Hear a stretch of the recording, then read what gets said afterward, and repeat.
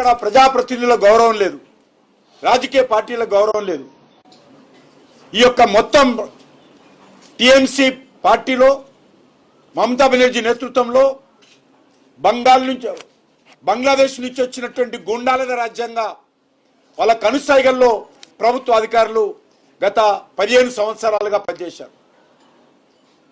పెద్ద ఎత్తున లక్షలాది మందిని బంగ్లాదేశ్ నుంచి వచ్చినటువంటి వాళ్ళను ఓటర్ లిస్టులో పేర్లు నమోదు చేసి వాళ్ళకు ఆధార్ కార్డులు ఇప్పించి, రేషన్ కార్డులు ఇప్పించి, బ్యాంకు లోన్లు ఇప్పించి, ప్రభుత్వ పథకాలు అందజేసి పూర్తిగా స్థానికంగా ఉన్నటువంటి బెంగాలీల మీద దాడులు చేయడము, దౌర్జన్యాలు చేయడము, మహిళల మీద మానభంగాలు చేయడము, మహిళలను ఎత్తుకెళ్ళపోవడము, మహిళలను మత మార్పిడి చేసి పెళ్లిళ్ళు చేసుకోవడము ఈరోజు బెంగాల్లో గత అనేక రోజులుగా నడిచింది.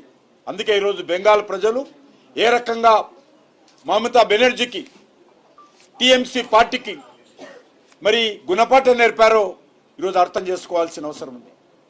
ముఖ్యంగా కాంగ్రెస్ పార్టీ ఎన్నికల్లో పూర్తిగా ఒక కేరళ తప్ప పూర్తిగా కనుమరుగైపోయింది. రాహుల్ గాంధీ నాయకత్వంలో ఏ రకంగా ఒక రాష్ట్రం తర్వాత ఒక రాష్ట్రం, ఎందుకంటే బెంగాల్లో భారతీయ జనతా పార్టీ ఎప్పుడు పరిపాలించాలి. ఈరోజు కాంగ్రెస్ ఓడిపోయినటువంటి తమిళనాడులో కానీ, ఈరోజు కాంగ్రెస్ ఓడిపోయినటువంటి పశ్చిమ బెంగాల్లో కానీ, అస్సాంలో కానీ అనేక సంవత్సరాలుగా వాళ్ళ పార్టీ రాజకీయాలు చేసింది. ఈరోజు పూర్తి స్థాయిలో కాంగ్రెస్ పార్టీ రాహుల్ గాంధీ నాయకత్వంలో దేశంలో ఏ రకంగా తుడిచిపెట్టకపోతుందో మనం చూస్తా ఉన్నాం. రాహుల్ గాంధీ నాయకత్వంలో ఈరోజు మరి రోజు రోజు కుంచుకుపోతా ఉంది. మరొక దిక్కు దేశ ప్రజలందరూ కూడా డబుల్ ఇంజన్ సర్కార్ రావాలని చూస్తూ ఉన్నారు. రానున్న రోజుల్లో దక్షిణ భారతదేశంలో కూడా పార్టీ బలపడడం కోసం చర్యలు తీసుకుంటాము. మరి ముఖ్యంగా మూడోసారి అస్సాంలో భారతీయ జనతా పార్టీ ప్రభుత్వం వచ్చింది. అదేవిధంగా పుదుచ్చేరిలో రెండోసారి ఎన్డీఏ ప్రభుత్వం అధికారంలోకి వచ్చింది. మరి తప్పకుండా ఈ ఫలితాలు తెలంగాణ మీద ఉంటాయి. తెలంగాణ రాష్ట్ర రాజకీయాలను కూడా ప్రభావితం చేస్తాం. నరేంద్ర మోడీ గారి నేతృత్వంలో తెలంగాణలో కూడా ఐక్యమత్యంగా మేమందరం కష్టపడి భారతీయ జనతా పార్టీ అధికారంలో తీసుకురావడం కోసం అన్ని రకాలుగా కృషి చేస్తాము. ఈ ఎన్నికల నేపథ్యంలోనే, ఈ ఫలితాల నేపథ్యంలోనే, ఈ ఉత్సవాల నేపథ్యంలోనే నరేంద్ర మోడీ గారు ప్రధానమంత్రిగా బాధ్యతలు చేపట్టిన తర్వాత మొదటిసారి తెలంగాణ రాష్ట్రానికి, తెలంగాణ గడ్డ మీదకి వస్తూ ఉన్నారు. 10వ తేదీన అనేక రకాల అభివృద్ధి కార్యక్రమాలకు వారు ప్రభుత్వ కార్యక్రమంలో పాల్గొని ప్రారంభోత్సవం చేస్తారు.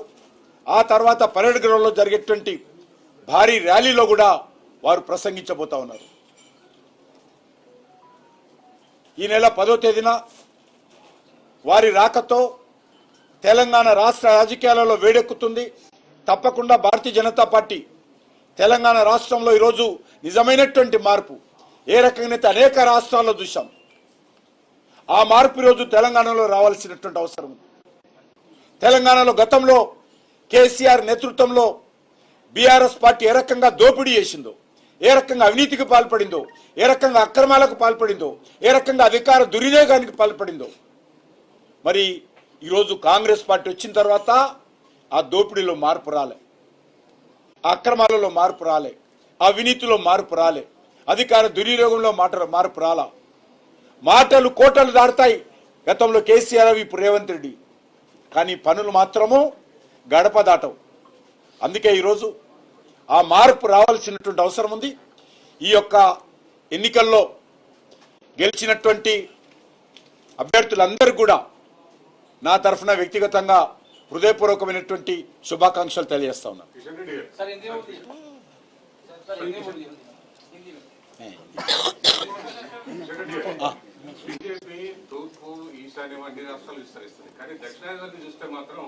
అదే నేను అడగకముందే నేను చెప్పాను కదా అదే. కానీ ఫలితాలు కూడా మీకు తెలంగాణలో కాంగ్రెస్ ఉంది, కర్ణాటకలో కాంగ్రెస్ ఉంది, ఇప్పుడు కేరళలో కాంగ్రెస్ వస్తుంది. కానీ మీరు తమిళనాడు, కేరళలో కూడా సరైన ఫలితాలు సాధించారు. అదే చెప్పాను కదా నేను మీరు అడగకముందే చెప్పాను కదా, మీరు అడగకముందే నేనే చెప్పాను. అది ధన్యవాదాలు.